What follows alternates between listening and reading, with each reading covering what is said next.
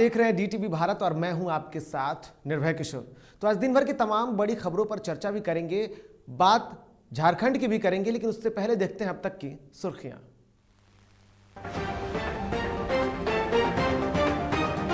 महंगाई के खिलाफ नेता प्रतिपक्ष का दिखा विरोध तो सदन में साइकिल से पहुंच सरकार पर बोला हमला।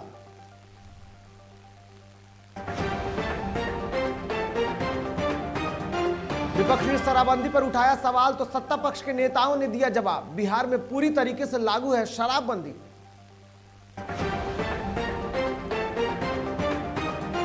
झारखंड विधानसभा में बजट सत्र की हुई शुरुआत तो बिगड़े कानून व्यवस्था पर विपक्ष सरकार को घेरने को लिए तैयार।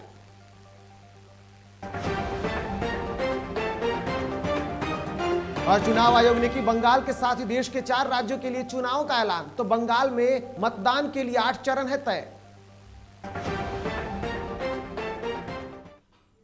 तो आइए खबरों की शुरुआत करते हैं और बात सबसे पहले बिहार विधानसभा की करते हैं। बिहार विधानसभा के सत्र में नेता प्रतिपक्ष तेजस्वी यादव ने आज सदन में साइकिल से पहुंचकर सरकार पर जमकर हमला बोला है।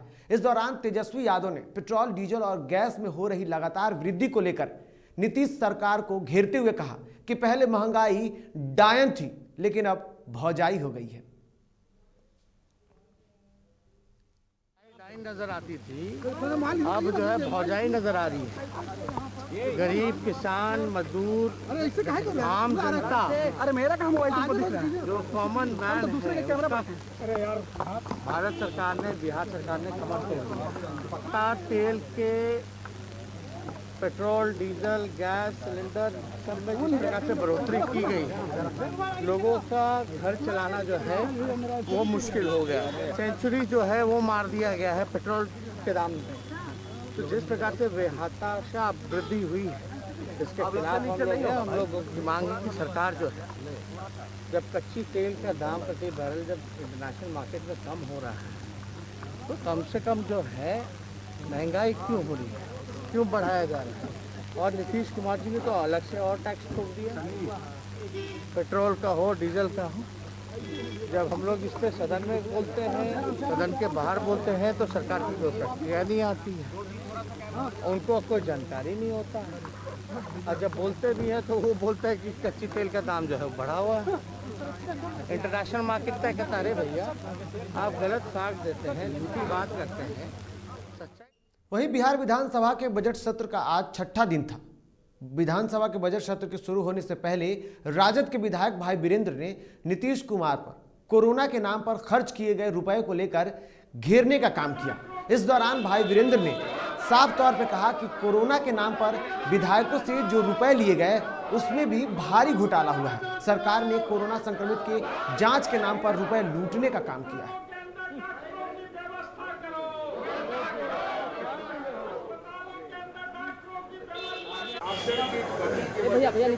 बिहार में जो स्वास्थ्य का सुधार होना चाहिए, इलाज होना चाहिए, वो इलाज नहीं हो पा रहा है। जो संक्रमित लोग थे कोरोना, उसमें जितना फर्जीवाड़ा हुआ है जांच में, उसकी जांच सरकार करावे। फर्जीवाड़ा करना ही है और लूटना ही है, तो लोग को बताइए कि आपने कितना पैसा लूटने का काम किया। 50 लाख रुपया सारे विधायकों से लिया गया और हर अभी तक 6-6 हजार रुपया कट रहा है कोरोना के नाम पर। तो ये अपना घर भर रहे हैं कि संक्रमित जो लोग हैं और जो इलाज करने के लिए आप ले रहे हैं या अपना घर भरने के लिए ले रहे हैं। ये संक्रमित जो कोरोना में जो जांच फर्जीवाड़ा हुआ है जांच में, उसकी सरकार उच्च स्तरीय जांच करे और इसकी सीबीआई जांच करे। तो कुल मिलाकर के देखें तो 6 दिनों के कार्यकाल के दौरान बजट सत्र में हंगामा रहा तो विपक्ष सरकार पर भारी है। ऐसे में जहां एक तरफ सदन में विपक्ष सरकार की हर चाल पर नजर बनाए हुए है, तो दूसरी तरफ इन सबके बाद सीएम नीतीश कुमार और तेजस्वी यादव के बीच खींचातान लगातार जारी है। जहां एक तरफ पहले तेजस्वी यादव ने विधानसभा में बिहार सरकार के हर एक काम पर सवाल उठाए, तो वहीं अब सीएम नीतीश कुमार नेता प्रतिपक्ष को बापू के 7 सिद्धांत की सीख दे रहे हैं। सीएम नीतीश कुमार ने बिहार पुलिस सप्ताह कार्यक्रम के दौरान संबोधित करते हुए कहा कि तेजस्वी यादव के कार्य को लेकर बड़ा सवाल खड़ा किया। मुख्यमंत्री ने कहा कि बहुत लोग अपने को ज्ञानी समझते हैं, लेकिन जब चरित्र ही नहीं तो चरित्र के बिना ज्ञान सामाजिक पाप है। जो 7 सामाजिक पाप है, 7 सामाजिक पाप बापू ने कहा, इसको भी ठीक ढंग से प्रचारित सरकारी कार्यालय में सब जगह तो हम लोग लिखवा रहे हैं, स्कूल में, कॉलेज, सब जगह। क्या उन्होंने कहा? सिद्धांत के बिना राजनीति, अगर कोई राजनीति करता है तो सिद्धांत नहीं है, ये पाप है, सामाजिक पाप।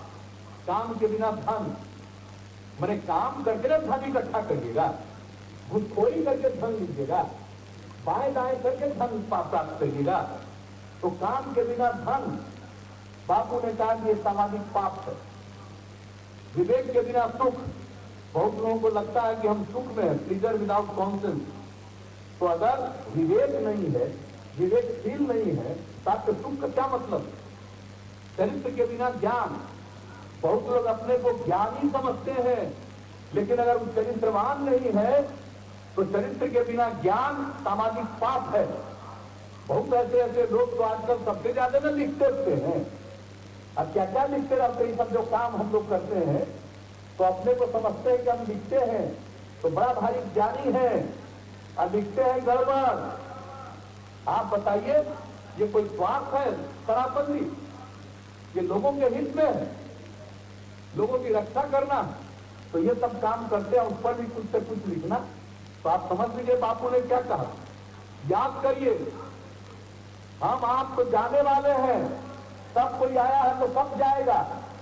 बापू भले ही नहीं है, लेकिन बापू का विचार, राष्ट्रपिता महात्मा गांधी का विचार, जब तक ये धरती है, जब तक ये देश है, तब तक वो जीवित रहेगा। इधर सूबे में पिछले कई दिनों में जहरीली शराब पीने से हो रही मौतों के बाद विपक्ष सरकार पर लगातार शराबबंदी फेल होने की बातें कह रहा है और दावा कह रहा है कि बिहार में शराबबंदी नहीं है, जिसको लेकर अब सत्ता पक्ष के नेताओं का जवाब आया है। बिहार सरकार के स्वास्थ्य मंत्री मंगल पांडे ने कहा कि बिहार में शराबबंदी पूरी तरीके से लागू है, जो भी नियमों का उल्लंघन करता है उन पर भी कार्रवाई की जाती है। वहीं पीएचडी मंत्री डॉक्टर रामप्रीत पासवान ने भी ये कहा कि बिहार में पूर्ण रूप से शराबबंदी है।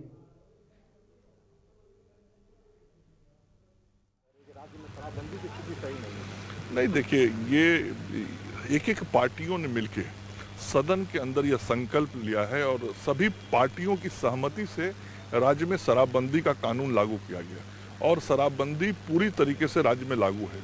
यदि कोई शराबबंदी कानून का उल्लंघन करता है तो उस पर कार्रवाई होती है। देखिए, बिहार में पूर्ण शराबबंदी है, लेकिन अगल बगल के देश और राज्य में जहाँ से कुछ लोग चोरा छुपा के शराब पीते हैं, वही लोग ये धंधा करते हैं, लेकिन बंदी पूर्ण रूप से। देखिए, सबका अपना अपना अलग अलग विचार है। संजय जी का अपना अलग विचार है, वो कह रहे हैं जो समीक्षा हो, तो समीक्षा किस बात की? शराबबंदी है तो बंदी है। जो पीते हैं चुरा नुका के पीते हैं, रोड पर तो पीते नहीं है। नहीं, कानून पूर्ण रूप से लागू है, लेकिन कानून लागू है, अब कुछ लोग नहीं कर रहे हैं तो उनके साथ सख्ती से निपटा जाएगा।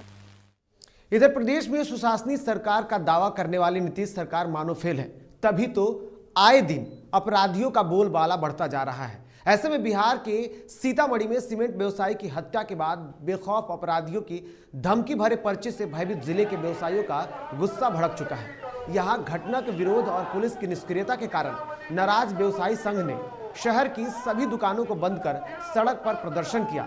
इस दौरान आक्रोशित व्यवसायियों ने सरकार और जिला प्रशासन के खिलाफ जमकर नारेबाजी करते हुए एसपी अनिल कुमार के तबादले की मांग की है।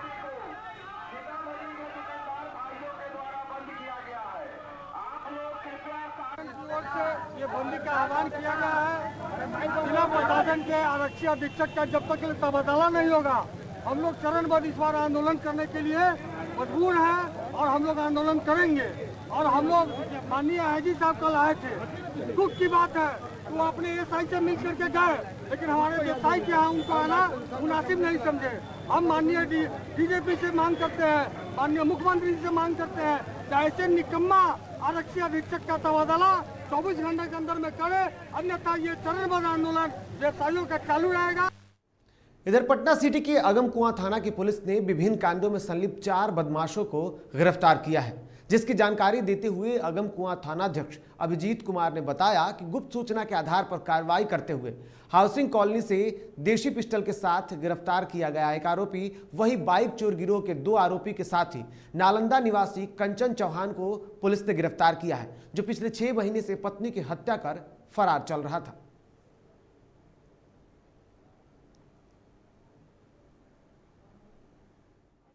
ये मोटरसाइकिल चोर है और अन्य कांडों में पूर्व में जेल जा चुका है। 2 लड़के जो सुल्तानगंज के पत्थर के मस्जिद के हैं, हर्षित और अभिषेक कुमार नाम है, 2 लड़के गिरफ्तार हुए जो कल मोबाइल झपट कर भागने का प्रयास कर रहे थे। पहले भी कांड में संलिप्त रहे। इनके आपराधिक इतिहास प्राप्त की जा रही है। हत्या के मामले में एक गिरफ्तारी हुई है। उनका नाम है कंचन चौहान, ये नालंदा जिला के रहने वाले हैं, करीब 6 माह से फरार थे। इधर कटिहार जिले के गोपालपट्टी चौक के पास स्टेट हाईवे 77 पर तेज रफ्तार ट्रक का कहर देखने को मिला। यहां ट्रक ने पुलिस गश्ती कर रहे फलका थाना में तैनात हवलदार सोहन लाल मंडल को रौंद डाला, जिसकी घटनास्थल पर ही मौत हो गई। आपको बता दें कि मृतक हवलदार सोहन लाल झारखंड के देवघर जिले के रहने वाले थे। वही घटना की सूचना के बाद पुलिस के कई आला अधिकारी समेत बिहार पुलिस एसोसिएशन के लोग भी मौके पर पहुंच गए, घटना को दुखद बताया और मृतक हवलदार के लिए शोक संवेदना व्यक्त की। फलका थाना के हवलदार सोहनलाल मंडल, इनका घर देवघर है, वो संध्या गश्ती कर रही थी। उसी क्रम में गोपालपट्टी चौक है, वहाँ चाय दुकान से रोड क्रॉस करने लगे क्योंकि पुलिस की गश्ती जीप उस साइड थी। उसी क्रम में एक है वहाँ जो उसकी 10 चकिया, वो बीरगंज साइड से आई और उनको बुरी तरह कुचलते हुए भाग गई। गाड़ी निकल गई थी लेकिन गाड़ी हम लोग पकड़ लिए। घटनास्थल पे मौत हो गई उनकी। हाँ, एकदम स्पॉट। बढ़ते हैं खबरों की ओर और बात करते हैं राजधानी पटना की। राजधानी पटना में पुलिस सप्ताह का आयोजन किया गया। इस दौरान बीएमपी के जवानों ने राजधानी वाटिका में बैंड शो का प्रदर्शन कर लोगों का मन मोहा। वहीं इस कार्यक्रम के दौरान बिहार पुलिस के कई आला अधिकारी मौजूद रहे, जिन्होंने बिहार पुलिस के जवानों का हौसला अफजाई करते हुए प्रदेश की जनता की सुरक्षा का शपथ भी लिया।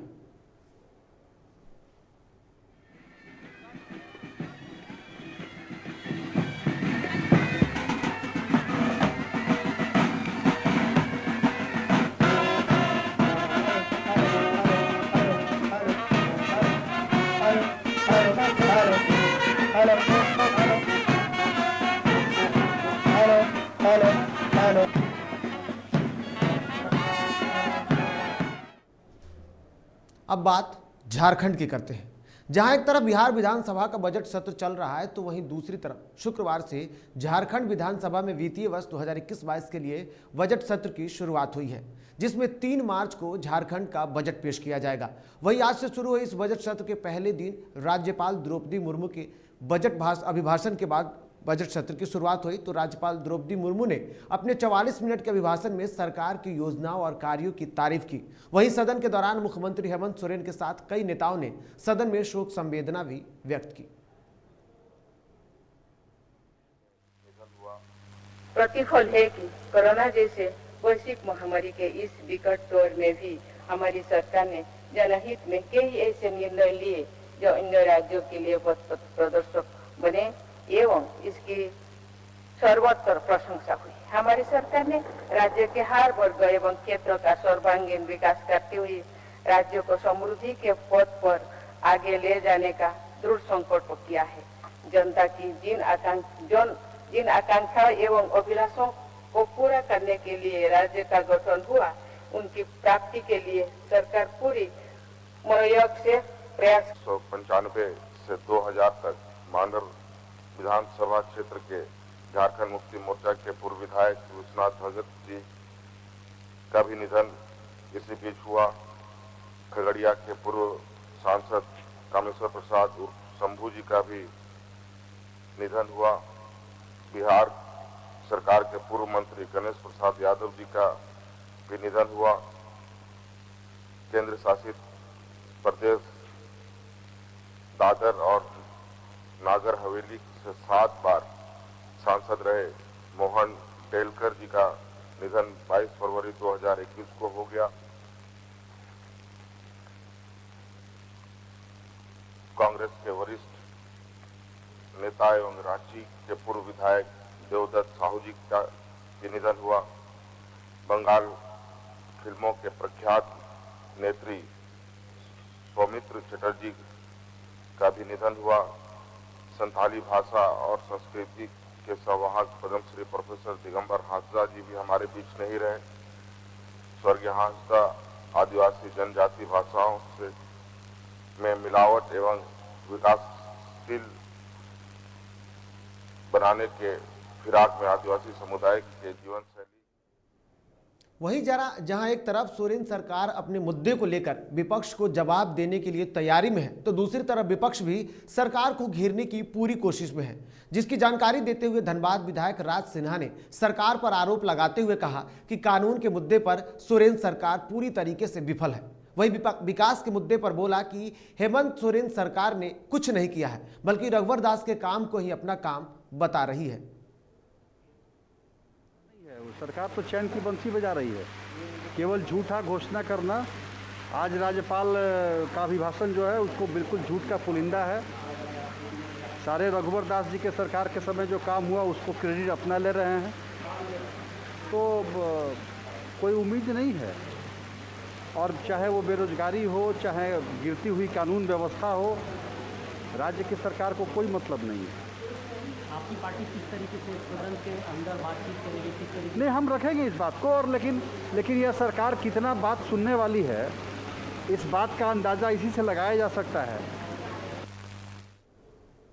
इधर देवघर में बेटी बचाओ बेटी पढ़ाओ को लेकर नगर निगम सभागार में एक दिवसीय कार्यशाला का आयोजन किया गया। इस कार्यक्रम में स्वास्थ्य विभाग के साथ ही नगर निगम के अलावे और कई अन्य विभाग के विभागीय पदाधिकारियों ने हिस्सा लिया। वहीं इस कार्यक्रम के दौरान मंजूनाथ भजंत्री ने जिला में पुरुष की संख्या की अपेक्षा महिलाओं की घटती संख्याओं पर चिंता जताया। साथ ही उन्होंने कहा कि बेटी संरक्षण और भ्रूण हत्या पर रोक लगाने को लेकर जिला में विशेष अभियान चलाया जाएगा। वहीं नगर आयुक्त शैलेश कुमार लाल ने कहा कि भ्रूण हत्या और दहेज प्रथा जैसे सामाजिक कुरीतियों को बढ़ावा देने वाले पर सख्त कार्रवाई की जाएगी।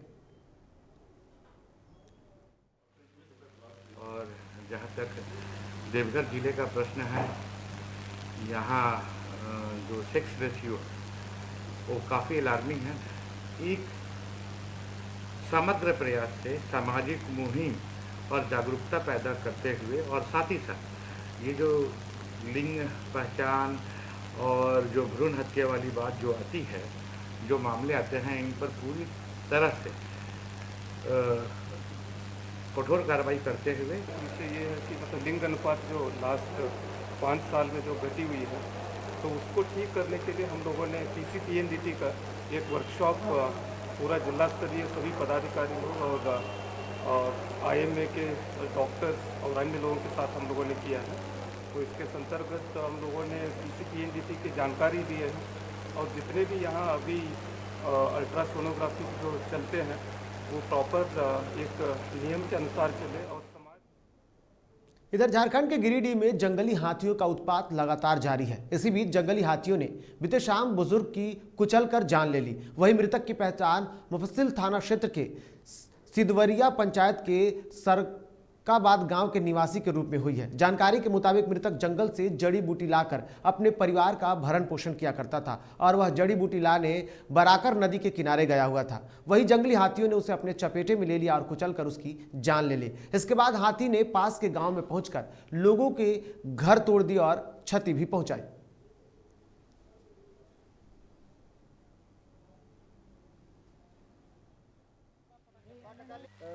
अगर नाश्ता करने गया था तो दवा कोड़ करके वो मतलब जैसे वहाँ दिया तो कान में नहीं सुन रहा तो वो हाथी आ करके इस जंगल में अभी भी हाथी आ करके पैरों एकदम। जानकारी कैसे मिला आप लोग हाथी मारा है तो?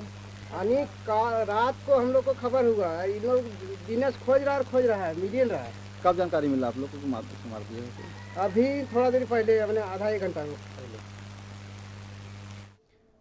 अब बात बंगाल चुनाव की करते हैं। चुनाव आयोग ने प्रेस कॉन्फ्रेंस कर विधानसभा चुनाव की तारीखों का ऐलान कर दिया है। आपको बता दें कि 4 राज्य, एक केंद्र शासित प्रदेश में इस बार विधानसभा चुनाव होना है, जो कोरोना काल में साल का पहला विधानसभा चुनाव होगा। बता दें कि मतदान 824 विधानसभा क्षेत्रों में होगा, जहां पश्चिम बंगाल में 8 चरणों में मतदान होगा। पश्चिम बंगाल 27 मार्च को पहले चरण का मतदान होगा, तो 1 अप्रैल को दूसरे चरण का मतदान होगा, 6 अप्रैल को तीसरे चरण का मतदान, 10 अप्रैल को चौथे और 17 अप्रैल को पांचवें, 22 अप्रैल को छठे चरण का मतदान होगा। वहीं केरल में 1 चरण में ही मतदान होगा। केरल में 6 अप्रैल को मतदान होगा, तो असम में 3 चरण में चुनाव होंगे, जहां 27 मार्च को पहले चरण का मतदान होगा, तो 1 अप्रैल को दूसरे और 6 अप्रैल को तीसरे चरण का मतदान होना है। चुनाव आयोग ने जो प्रेस कॉन्फ्रेंस किया, इसमें उस दौरान बताया गया है कि रिजल्ट जो होगा वो 2 मई को आएगा। Reserved seats SC 8, ST 16. Term of Tamil Nadu is 24th May 2021. Number of assembly seats 234. Reserved seats SC 44, ST 2. West Bengal term of assembly is up to 30th May 2021. Number of assembly seats is 294. खबरों के सफर में फिलहाल इतना ही, लेकिन आप ताज़ा तरीन खबरों के लिए देखते रहे DTV भारत। मुझे दीजिए इजाजत, नमस्कार।